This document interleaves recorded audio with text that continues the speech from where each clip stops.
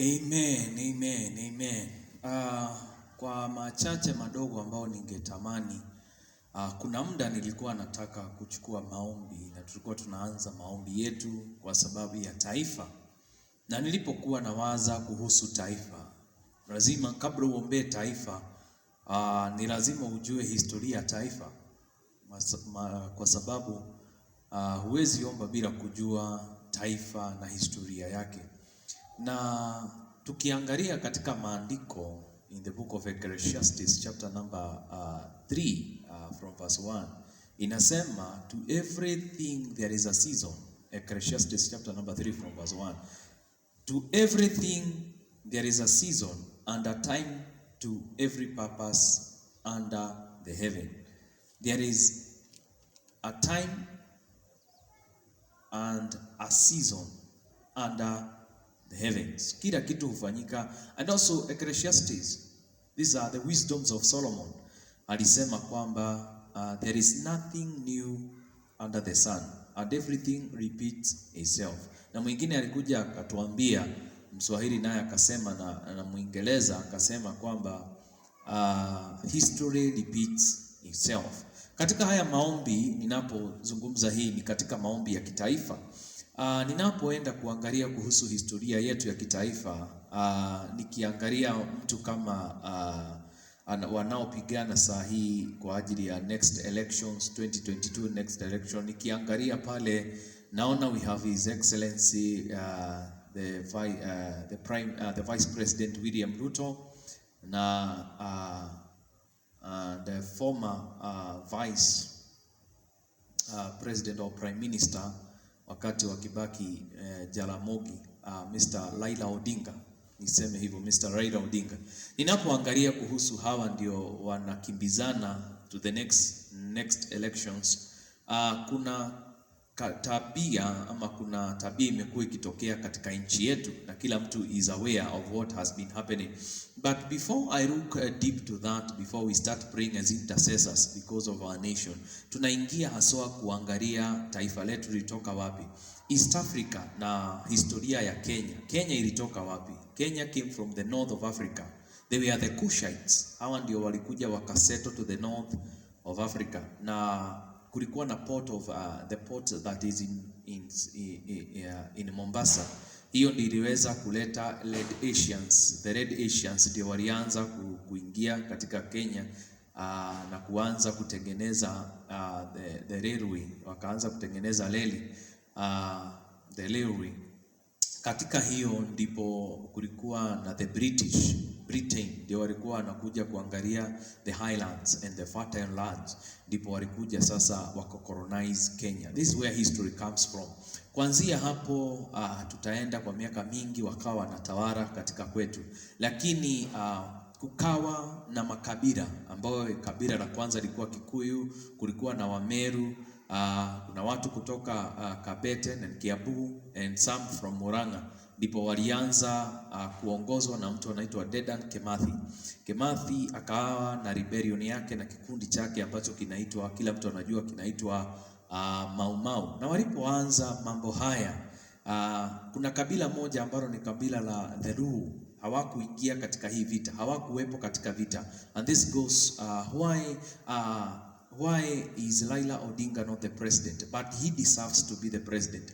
Raila Odinga amepigania sana kuwa rais, and he even deserves it. Amepigana sana awe rais. Lakini tutaangalia nini kilichotokea. Tukiangalia pale wakati walielewa Dedan Kimathi Washuri, yeye ndiye anaongoza the Mau Mau rebellion, kuna kitu kimoja kilichotokea. Walimshika wakampeleka gerezani wakamfunga, lakini in 1962 ndipo walianza kumwachilia His Excellency Mzee Jomo Kenyatta. Walipomwachilia Mzee Jomo Kenyatta 1962 ndipo independence ilitokea in 1963, na kuanzia hapo akafanywa 1962 akafanywa prime minister and the vice president of the nation. Alipofanywa the vice president, hapo ndipo vita ilipigwa sasa, na kuna makabila sana ya Wakikuyu na wengine kadhaa, ila kuna kabila moja ambao haikuingia katika vitani na ni kabila la Waluo. Ni kwa sababu kwao kulikuwa mbali sana,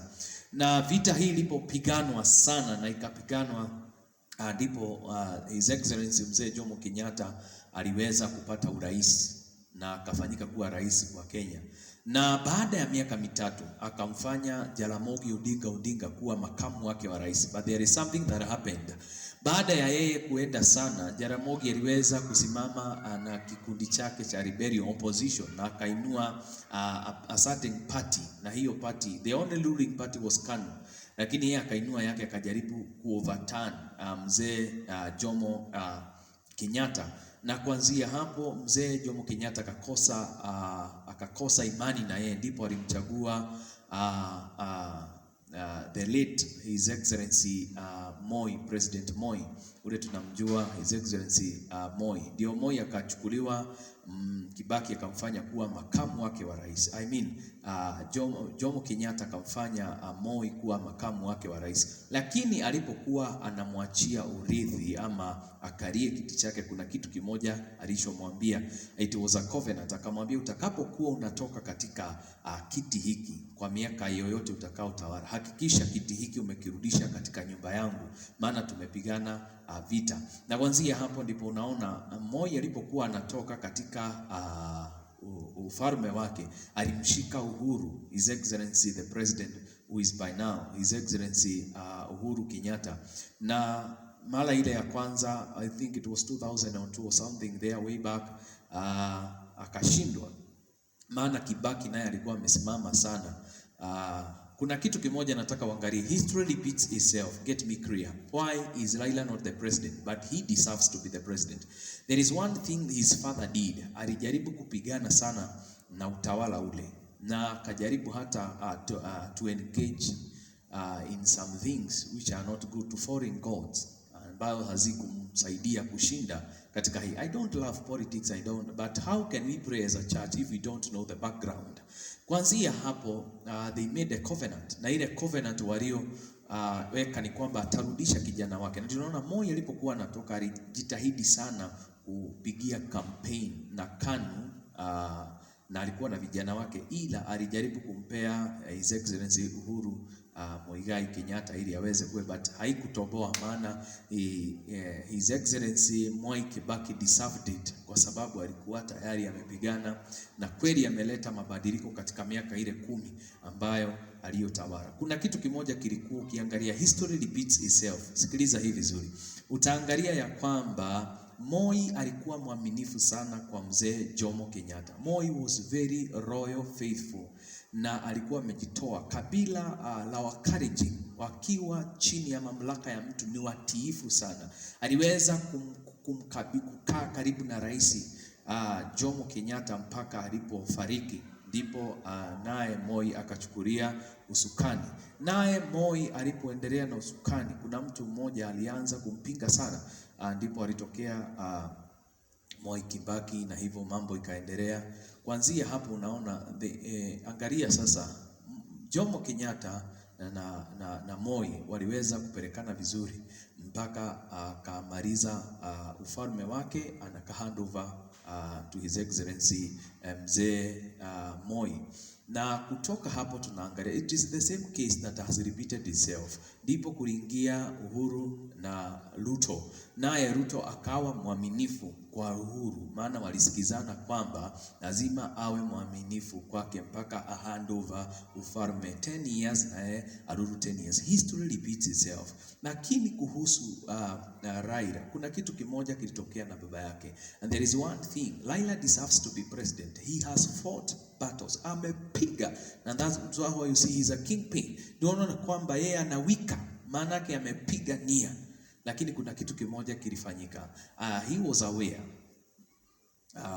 na atashinda katika ile election kati yake na Kibaki iliyo 2007 iliyoleta vita nyingi. But there is one thing, His Excellency Raila Odinga, kuna mahali alikosea, ama niseme alikosea kuenda to straight gods. Walipoenda kuangalia miungu mingine, hii ilileta tofauti mkubwa mpaka ikawa kwamba Mungu akakasirika, na ufalme ulikuwa wake, angekuwa rais, lakini because of falling to other foreign gods and other idols, Mungu hakufurahia katika hii, and he rejected the man. Now kuna kitu kilitokea ambayo ilitokea kati ya Uhuru and Ruto walipopelekwa kule Hague. I hope you remember this.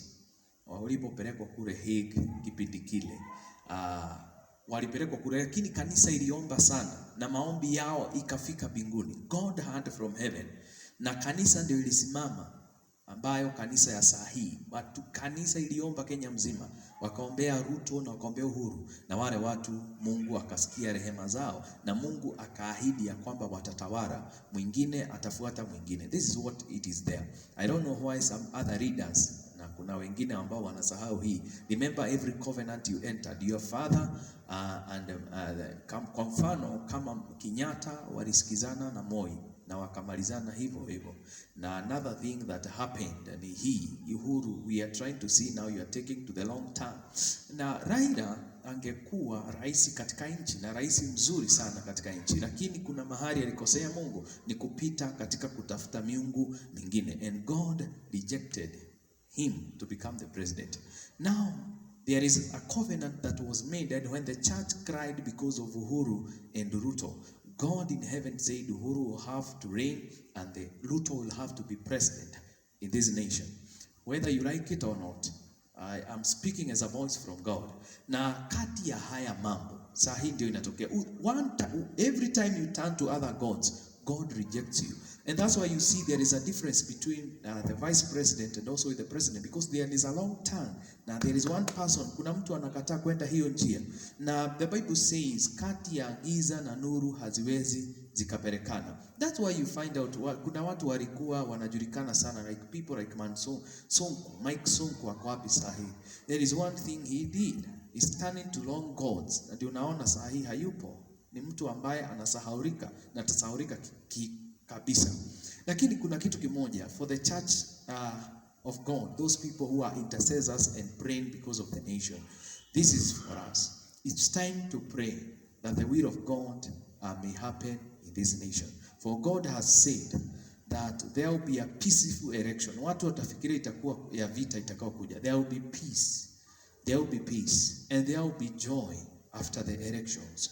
Because one tribe, kuna matribe ambayo Mungu aliangalia sana. Kuna tribe kama la Wakikuyu, Mungu aliona walipigania vita sana na Maumau walikufa sana wakipigania uhuru. Na Mungu akasema nimewapa mkatawale katika hii taifa. Kitu kingine Mungu anapenda ni unyenyekevu. Unyenyekevu, Mungu anapenda unyenyekevu. Moi alikuwa mnyenyekevu mbele za mzee Jomo Kenyatta, naye akapewa urithi na Mungu mpaka atawale mpaka kuzeeka kwake. The same thing has happened. Ruto has been faithful na mnyenyekevu kwa Rais Uhuru Kenyatta, naye Mungu ameangalia na anasema I'll hand over. But there is one thing that happened with Raila Odinga, who was to become the president of Kenya. Alijipiga kifua sana and he anaweza kuangalia miungu mingine na ikampea uhakika kwamba atakuwa rais. And that's why you saw what happened in 2007, mpaka kukatokea watu kutoka nje like Kofi Annan kuja kuleta pamoja na Jakaya Kikwete na wengine, mnawakumbuka wale walipopelekwa kule hii kwa sababu ya kuleta Kibaki na Raila waweze kusikizana. Ufalme hautakagi nguvu, maana pia utapigana katika nguvu, ila Mungu mwenyewe akiamua kukuinua ni atakuinua. So this is a prophecy and also it's a confirmation. History repeats itself. It's going to repeat itself. Haya makabila mawili, Kikuyu and the Kalenjins, Mungu atawapea utawala, hiyo utawala wote, lakini after the reign of William Ruto, there will be another tribe. The smallest tribe will rule this nation. The smallest tribe will have to rule the nation. And there is only one thing I love about that tribe. Ni ya kunyenyekea na kutii